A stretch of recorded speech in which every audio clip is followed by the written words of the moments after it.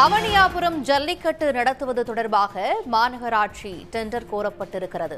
அவனியாபுரம் ஜல்லிக்கட்டு நடக்கும் இடத்தில் வசதிகளை ஏற்படுத்த டெண்டர் கோரியது மதுரை மாநகராட்சி.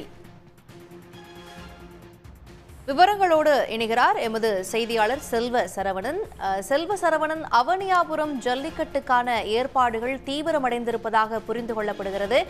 டெண்டர் கோரப்பட்டிருக்கிறது. என்னென்ன விதிமுறைகள் எல்லாம் இதில் இருக்கு? விவரங்கள் என்ன?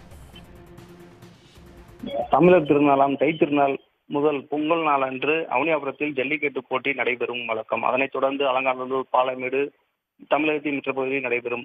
அவனியாபுரம் ஜல்லிக்கட்டு போட்டி கடந்த சில வருடங்களாக மதுரை மாவட்ட நிர்வாகம் மற்றும் மாநகராட்சி மட்டுமே இணைந்து நடைபெற்று வருகிறது.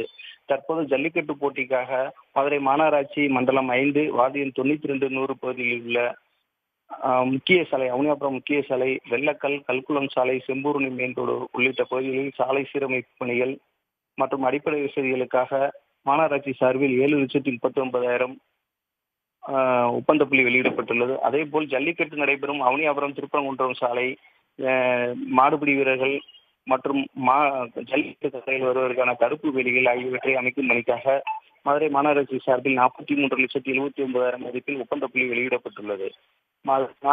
இது தொடர்பாக மதுரை மாநகராட்சி வெளியிட்டுள்ள ஒப்பந்த புள்ளி இன்று வெளியிடப்பட்டுள்ளது.